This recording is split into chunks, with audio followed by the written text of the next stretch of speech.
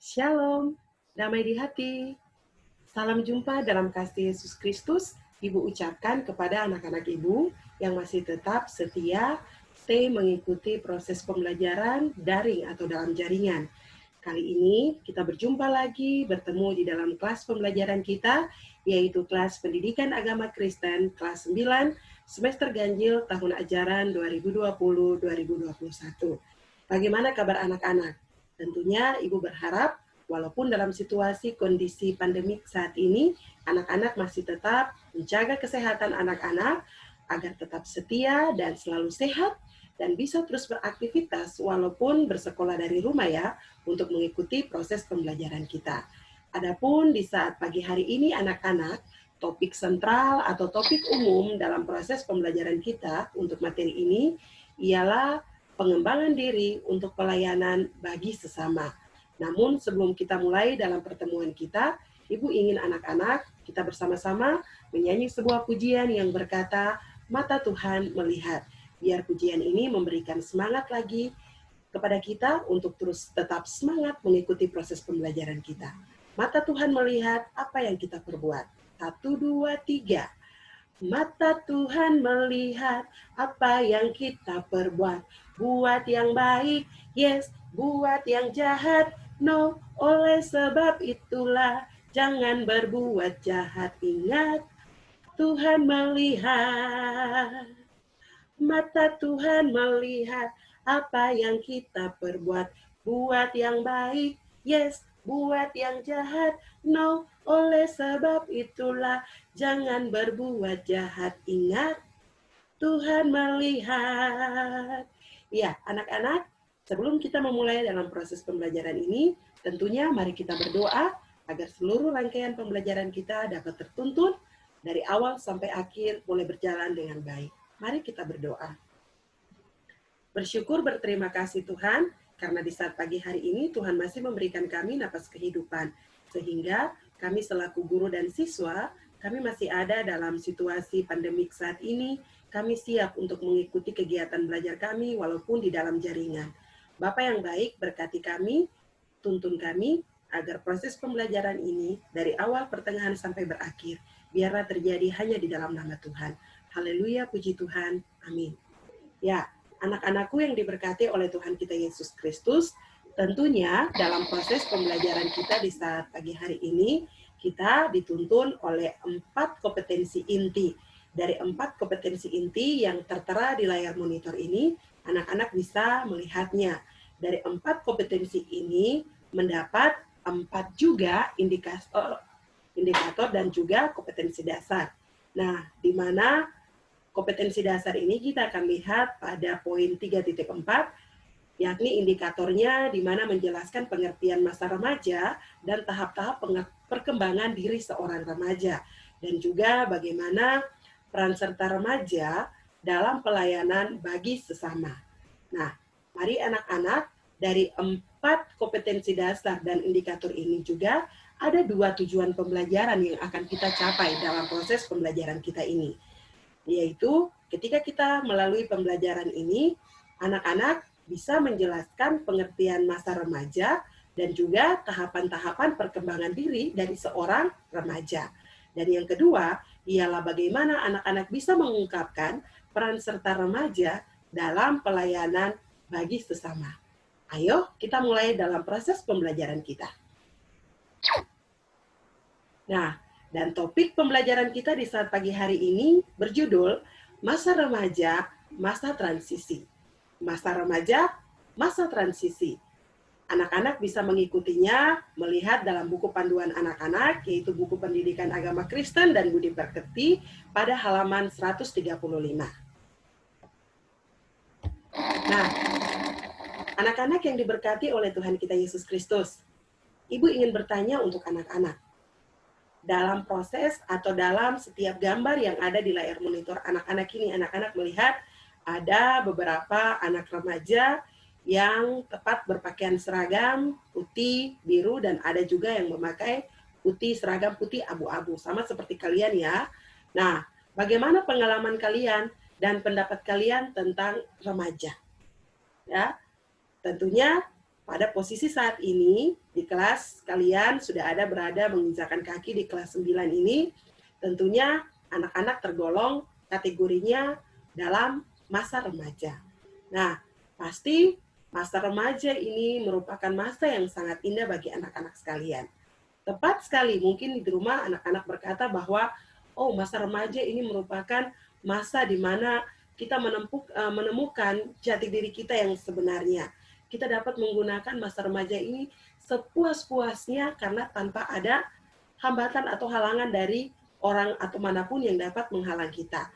Nah, bagaimana jika kita melakukan proses remaja ini, tahapannya ini, kalau kita berjalan melakukan proses perkembangan diri kita sebagai seorang remaja dengan baik, sudah pasti tentunya prestasi yang akan kita peroleh.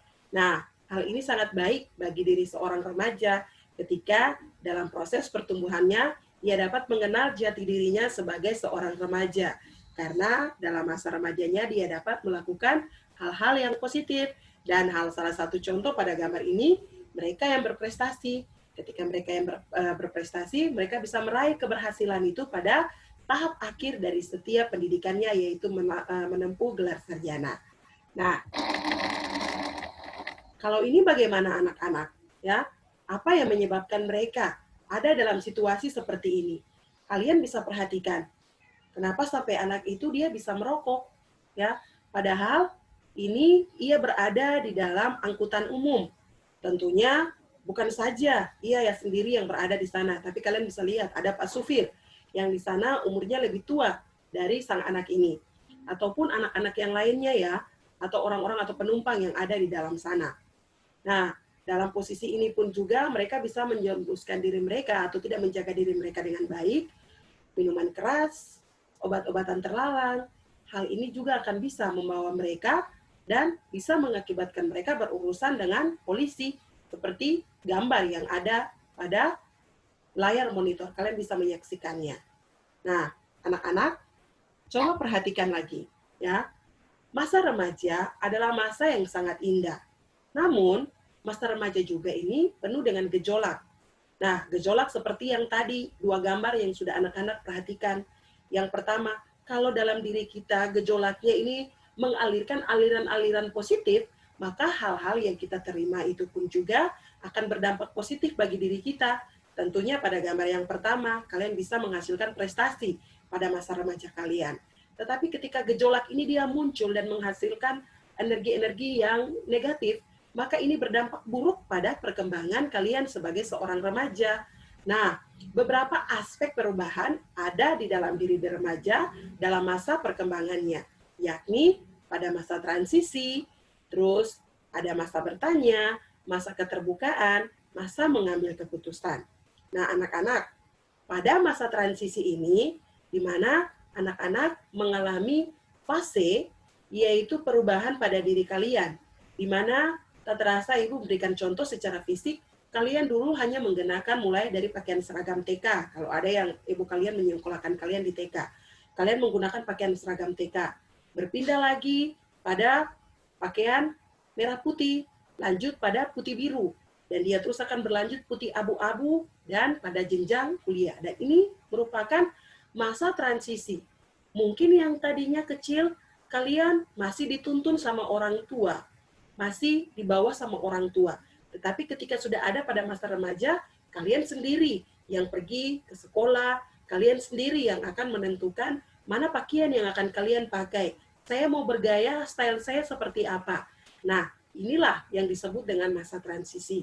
Dan yang kedua, masa remaja ini penuh dengan masa tanda tanya atau bertanya-tanya. Ya, boleh tidak ya saya isap rokok? Kenapa dia merokok, saya tidak bisa?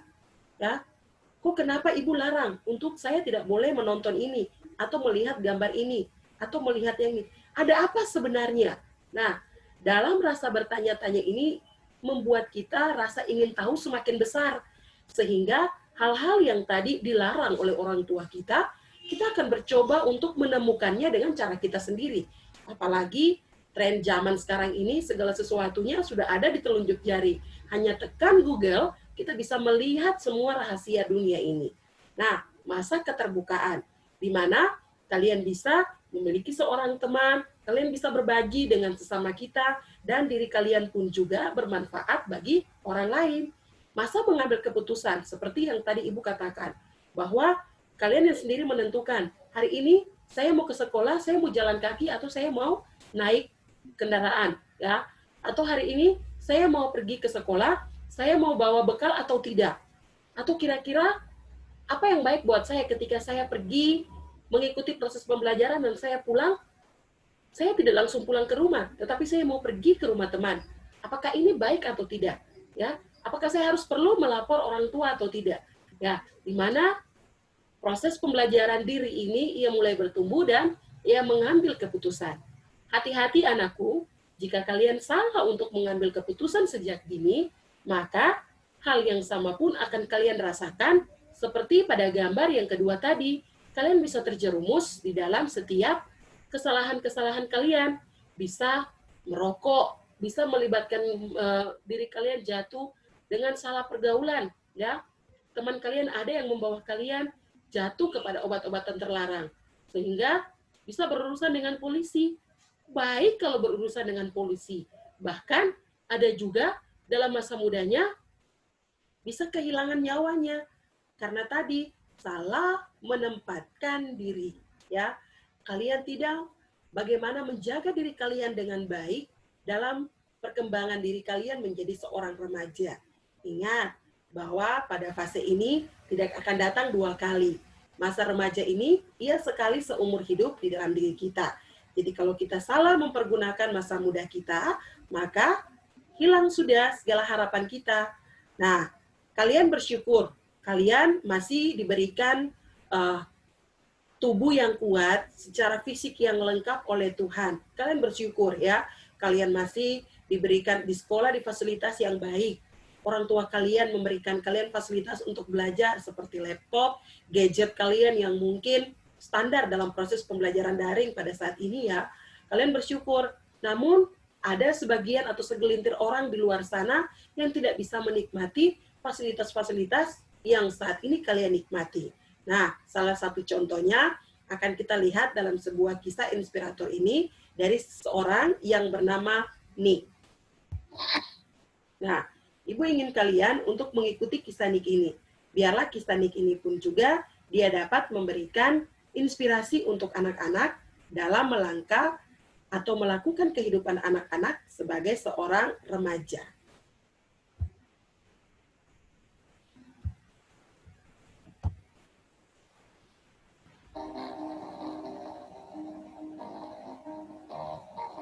Nah, silakan kalian menikmati video ini.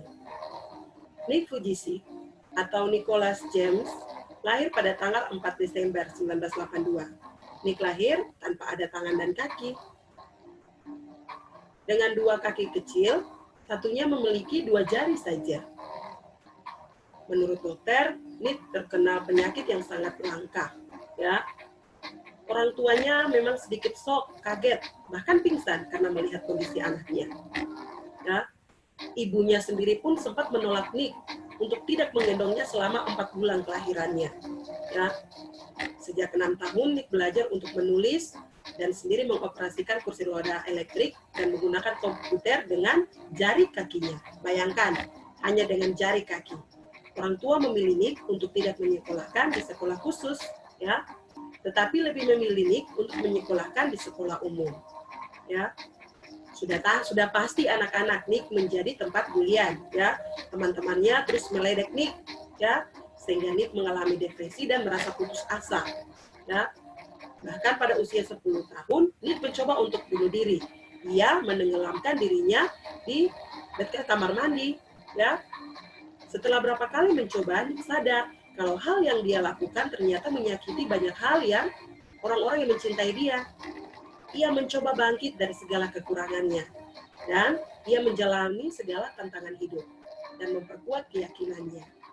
Berusia 17 tahun, dia bertemu dengan seorang petugas kebersihan di sekolah. Pertemuan itu ternyata merubah hidup Nick selamanya. Ya, petugas kebersihan itu menganggap Nick untuk menjadi seorang pembicara. Bayangkan, ya, Dia melihat sesuatu yang ada dalam diri yang sangat menyemangati kehidupannya. Ya, termotivasi, Nick memberanikan diri bercerita. Pertama kali, penontonnya hanya 6 orang siswa. Ya, setelah menyadari ya dirinya sedang berjuang, dia menemukan harapan dan arti hidup.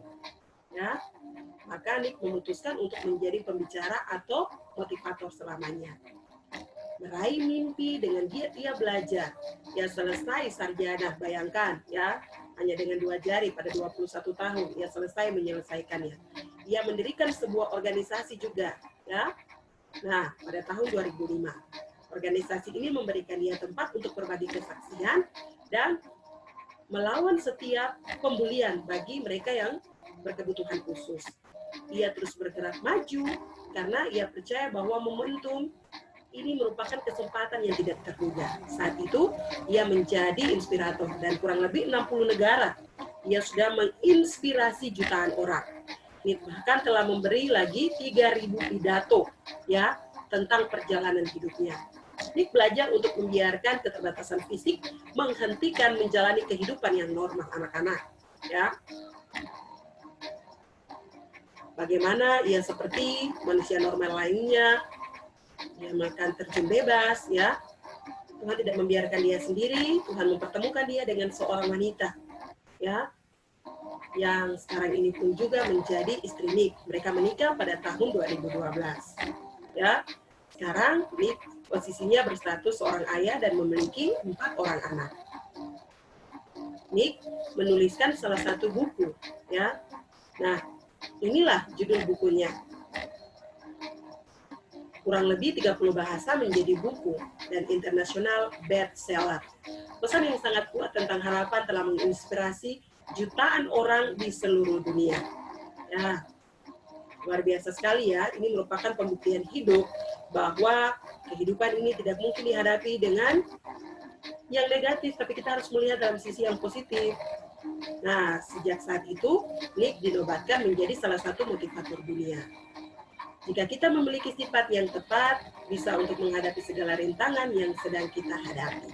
Ya, nah, hal ini yang harus kita lihat, yang harus kita pelajari dari Nick. Ya, bagaimana seorang Nick ini, ia pun juga bisa mensyukuri kehidupannya walaupun ia terbatas secara fisik. Ya, terbatas secara fisik, tidak diberikan tangan, hanya bermodalkan jari kaki, ya, 2 jari kaki. Ia mengoperasikan komputer, ia bisa bahkan membuming, ya. Dan Nick ini pun juga dinobatkan menjadi seorang motivator dunia. Nah, belajar dari Nick bahwa walaupun ia sebagai seseorang yang berkebutuhan khusus, tetapi Tuhan bisa menempatkan dia berguna bagi banyak orang. Kehidupannya ini pun juga bermanfaat, berdampak bagi orang-orang yang tadinya kehidupannya dalam putus asa, tetapi melihat nih, ia bangkit kembali dan memiliki semangat untuk hidup kembali. Nah, anak-anak, dari kisah Nick tadi, Ibu ingin mengajak kalian untuk pun bisa juga menganalisis diri kalian dan berikan pendapat kalian berdasarkan tentang hal-hal berikut ini. Nah, di dalam layar monitor ini, kalian lihat ada beberapa aspek yang harus anak-anak jelaskan. Di antaranya, amatilah diri kalian. Sejak kamu masuk di bangku sekolah menengah pertama, ya, berdasarkan penjelasan di atas, berikan sedikit deskripsi mengenai perkembangan diri kamu. Apa yang terjadi pada diri kalian melalui perubahan secara aspek fisik. Apakah pada posisi saat remaja ini kamu mengalami perubahan fisik tidak di dalam diri kamu? Ya, bukan hanya fisik saja, tetapi kalian lihat dalam mental pun juga. Kira-kira ini ada perubahan tidak dalam segi mental, dalam aspek sosial, dalam aspek spiritual, ya. Nah, kalau tadi Ibu ulangi sekali lagi ya, untuk aspek fisik berarti perubahan yang terjadi di seluruh anggota tubuh kalian. Nah, aspek secara mental, bagaimana ini mempengaruhi karakter atau sikap kalian. Ada perubahan tidak? Ya, mungkin tadinya kalian menjadi seorang anak mama ketika sudah ada pada masa remaja, apakah masih tetap ada disebut sebagai anak mama? Nah, aspek sosial, Mungkin masa kecil kalian takut untuk berinteraksi dengan banyak orang. Tapi ketika kalian sudah ada di masa remaja saat ini, mungkin dengan kelas kalian di sekolah ini ya, kelas kalian yang begitu banyak, kalian bertemu dengan banyak orang. Bagaimana ketika kalian bisa melibatkan diri dalam pergaulan-pergaulan sosial itu? Ada perubahan tidak? Nah, aspek spiritual ya, aspek spiritual ini bagaimana hubungan kalian sebagai manusia dengan Tuhan sebagai pencipta. Mungkin kalian pada masa transisi kalian yang pada masa kanak-kanak, kalian belum mengenal Tuhan, orang tua masih memperkenalkan Tuhan kepada kalian. Apakah di dalam masa remaja ini, bagaimana hubungan kalian dengan Tuhan? Apakah sedikit kalian bisa berhubungan dengan baik? Mungkin hitung-hitungnya tidak terlalu banyak atau bagaimana? Ya, itu bisa anak-anak jelaskan. Dan yang kedua, silakan anak-anak mengkaji juga. Kira-kira masa transisi apa yang paling sangat kamu berkesan, yang kamu alami sampai dengan saat ini? Ya. Terus yang kedua, bagaimana pendapatmu kalau ternyata Tuhan menghendaki perkembangan diri kamu ini juga berguna dalam pelayanan bagi sesama? Nah, kalau kalian bisa untuk mendeskripsikan setiap pertanyaan-pertanyaan ini, silahkan kalian tuliskan dan tuliskan jawaban kalian dalam setiap kolom komentar yang ada di Google Form, ya, yang itu nanti kalian akan memberikan, Ibu akan memberikan penilaian kepada kalian. Setiap jawaban kalian yang masuk, Ibu menganggap bahwa ini merupakan absen yang hadir, dan Ibu bisa mengetahui ketidakhadiran siapa yang tidak mengumpulkan tugas dalam setiap proses pembelajaran kita di saat pagi hari ini. Nah, anak-anak, bagaimana dalam setiap proses pembelajaran kita ini? Bisa mengerti, anak-anak bisa memahaminya dengan baik? Nah, Ibu berharap kalian pun juga jeli untuk melihat setiap situasi yang ada terjadi di sekeliling kalian ya. Jangan sampai kalian terjebak dalam masa remaja kalian ini. Salah mengambil keputusan sejak dini, maka kalian akan menyesal di kemudian hari. Kehidupan kalian yang masih terlalu muda ini, kalian masih perlu bimbingan, kalian masih perlu arahan, kalian masih perlu pertolongan dari orang tua yang membesarkan kalian. Dan tentunya orang-orang di sekitar kalian ini pun juga menjadi teladan, panutan untuk kalian ikuti. Tentunya panutan yang baik ya, yang harus kalian teladani. Seperti pun juga ketika mereka mengajarkan kalian bagaimana hubungan kalian dengan Tuhan. Ya, Yesus Kristus telah memberikan dirinya sebagai teladan yang baik. Dan Ibu berharap kalian pun juga bisa mengikuti setiap teladan yang Yesus Kristus ajarkan lewat setiap Alkitab, pertemuan-pertemuan ibadah yang diajarkan di dalamnya tentang kebenaran firman Tuhan. Nah, kebenaran firman Tuhan ini pun juga menjadi satu kekuatan untuk anak-anak muda untuk bisa melangkah lebih baik, lebih jeli lagi dalam setiap prosesnya. Nah, anak-anakku yang diberkati oleh Tuhan kita Yesus Kristus. Nah, sebelum kita mengambil kesimpulan kita di saat pagi hari ini, Ibu ingin memberikan sebuah ilustrasi untuk anak-anak sekalian. Ya, perhatikan dengan seksama. Di sini, Ibu mempunyai sebuah wadah, ya, wadah gelas plastik ini, Ibu isi dengan air putih, ya, air putih setengah, dan Ibu juga mempunyai kapas putih, dan ada juga sebuah batu. Apa yang akan Ibu lakukan dengan ilustrasi ini? Perhatikan dengan baik. Nah, wadah ini dan air ini melambangkan kehidupan kita manusia di dalam dunia. Ya, jadi wadah yang berisi air ini melambangkan kehidupan manusia berada di dunia. Atau ini dunia. Dan batu dan kapas ini melambangkan kehidupan manusia. Mau seperti apa? Mau seperti kapaskah? Atau mau seperti batu? Nah, kalian lihat, ketika Ibu memasukkan kapas ini ke dalam air, wadah air ini, kalian perhatikan, ya.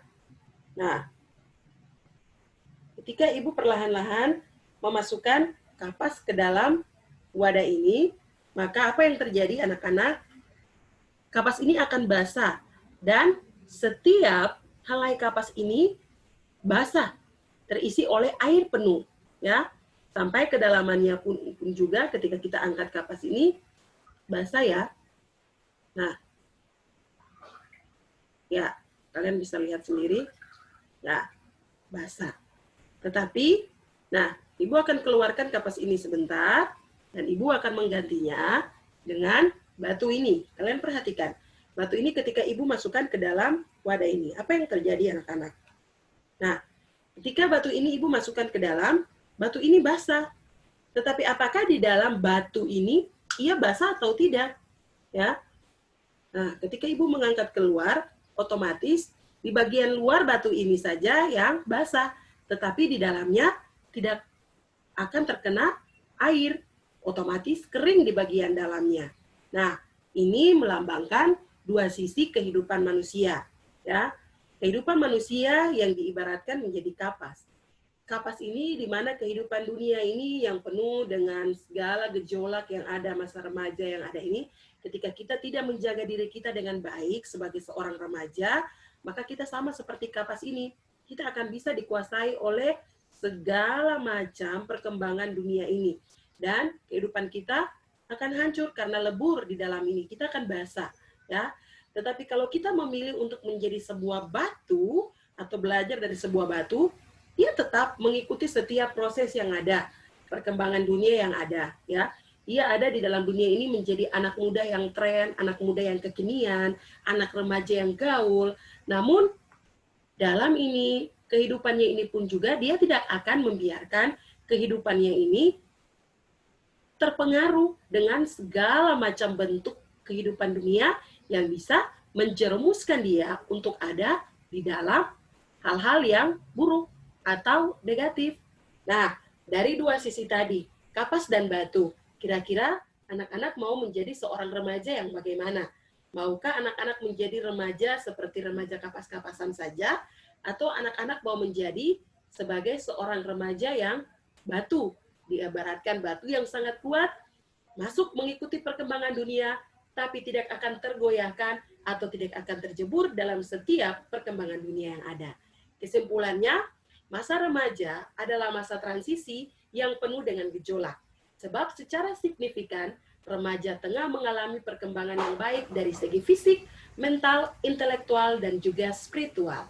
Remaja Kristen dipanggil untuk terlibat dalam pelayanan bagi sesama yang dikasihi Tuhan. Remaja Kristen diharapkan dapat menerima keberadaan dirinya, mengetahui dan menerima kemampuan dirinya, dan dapat mengembangkan dirinya berdampak bagi pelayanan, bagi Tuhan, dan juga sesamanya. Anak-anak Tuhan perlu melakukan pelayanan kepada sesama dengan penuh tanggung jawab, serta mempertimbangkan secara arif. Nah, anak-anak, dari setiap kesimpulan yang ada, kiranya dapat membantu anak-anak untuk melangkah menjadi seorang remaja, remaja di dalam masa transisi ini, remaja yang benar-benar berhikmat dan bisa melakukan berdampak kehidupannya dalam setiap pelayanannya bagi kemuliaan nama Tuhan. Nah, anak-anak, untuk tugas minggu depan, silakan anak-anak membuat pembatas Alkitab yang berisikan komitmen untuk mengikuti kehendak Tuhan sebagai remaja yang terlibat dalam pelayanan bagi sesama. Dan juga silakan anak-anak membuat sebuah hasil karya dalam bentuk gambar, puisi, doa, atau menciptakan sebuah lagu atau lukisan yang berisikan ajakan untuk terlibat dalam setiap keaktifan bagi sesama. Nah, hasil karya kalian ini akan Ibu tempelkan di majalah dinding sekolah dan dapat dilihat oleh semua guru dan juga oleh semua teman-teman yang ada di sekolah kita. Dan juga anak-anak, clipping tentang keterlibatan remaja dalam segala pelayanan sosial atau pelayanan bagi sesama. Jangan lupa ya anak-anak. Nah, kita telah selesai dalam proses pembelajaran kita. Untuk mengakhiri pertemuan kita di saat pagi hari ini, Ibu mengajak kita berdoa Bapa kami secara bersama-sama. Mari kita berdoa. Bapa kami yang ada di sorga, dikuduskan namamu, datanglah kerajaan-Mu, jadilah kehendak-Mu. Di bumi seperti di sorga, berikanlah kami pada hari ini makanan kami yang secukupnya. Dan ampunilah kami akan kesalahan kami. Dan janganlah membawa kami ke dalam pencobaan, tetap lepaskanlah kami daripada yang jahat. Karena Engkaulah yang punya kerajaan dan kuasa dan kemuliaan sampai selama-lamanya. Amin. Demikianlah proses pembelajaran kita, pembelajaran daring untuk edisi hari ini pada bab 11 dalam buku Pendidikan Agama Kristen dan Budi Pekerti. Tuhan Yesus memberkati kita dan sampai jumpa dalam pertemuan kita yang selanjutnya. Dadah, bye-bye, salam sehat, dan Tuhan memberkati.